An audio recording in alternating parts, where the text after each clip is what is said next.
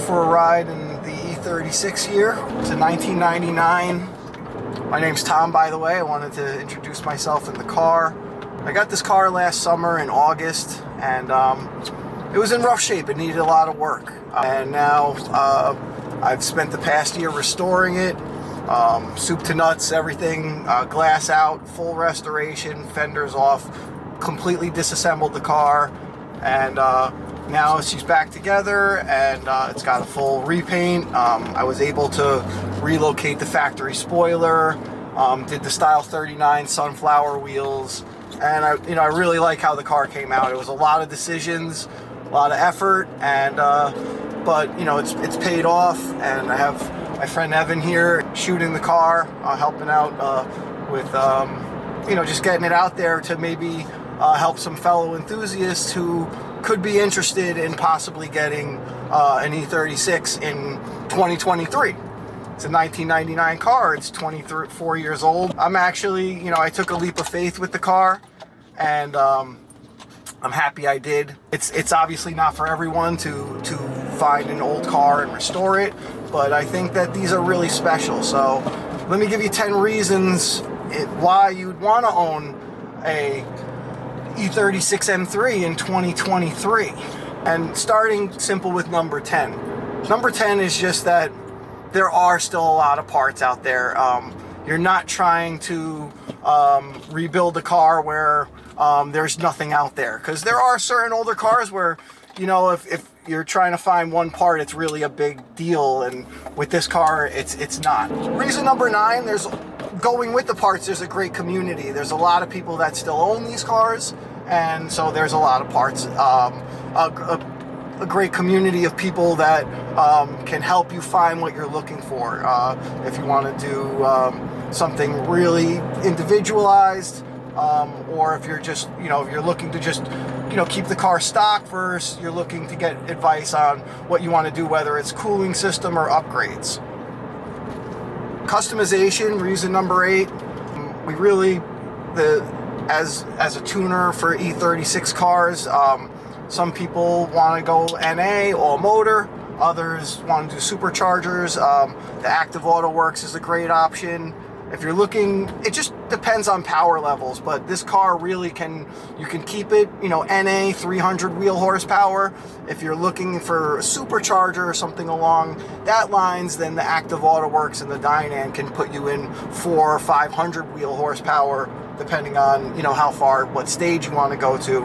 And then if you're looking to go beyond that, then you really need to do turbo. But I don't know what direction I really, when I restored the car, I wanted to just restore it back to stock first and then see where I want to go from there.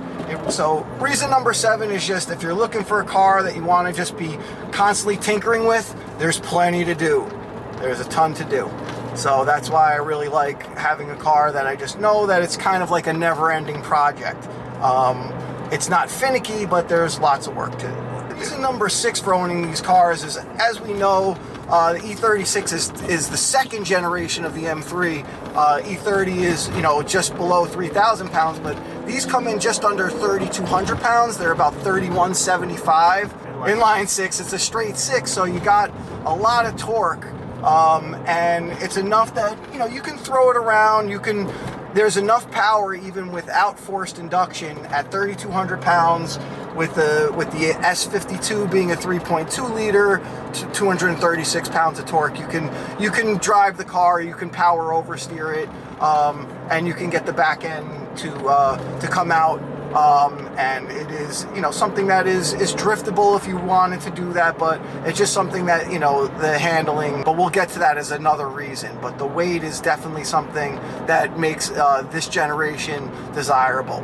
Reason number 5, some people say it could even be higher on the list for me, but I want to just talk about the looks. I do love that the E36, the classic square boxiness of it.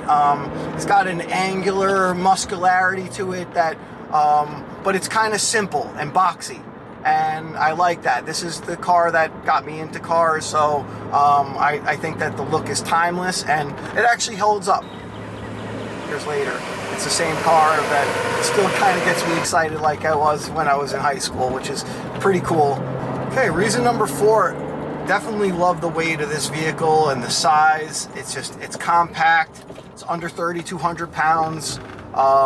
It makes it chuckable, but it still feels solid and buttoned down. It's kind of a sweet spot. Reason number 3 is I would definitely go with the handling. The handling is really sublime on this car. I mean, it just doesn't want a body roll.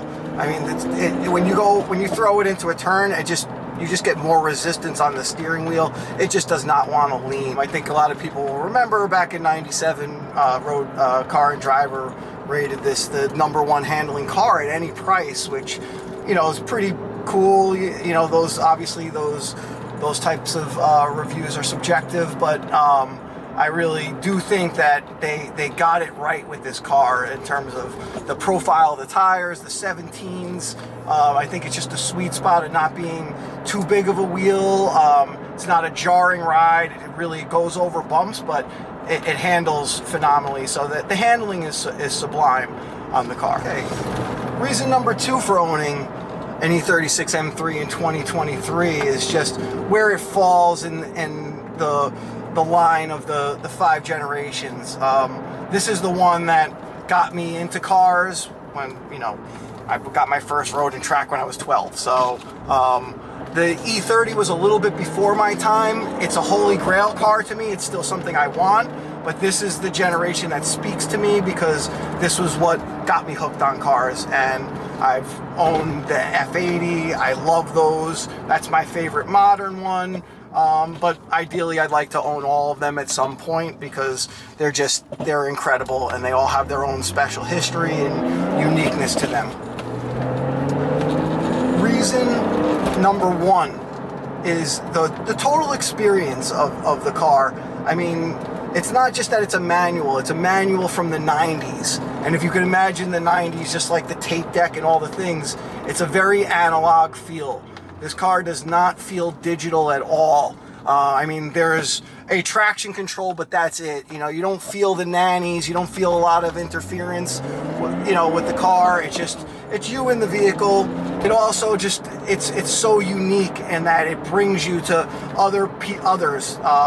It brought me to Evan. I met Evan because he was drawn to the car, and it's not to show off. It's just that you got a community of people that are just drawn to these older vehicles, and they're rare. There's going to be less and less of them. So I just really recommend that if you got the technical know-how and I would say you have the patience and the desire to do something like this, it's really a unique experience, and it's not like just going out and buying a new car. If you get one of these, you're kind of going into a culture that's keeping these cars on the road and not letting them end up in junkyards and things like that. So I hope you enjoyed, and look forward to you on the next one. Take care.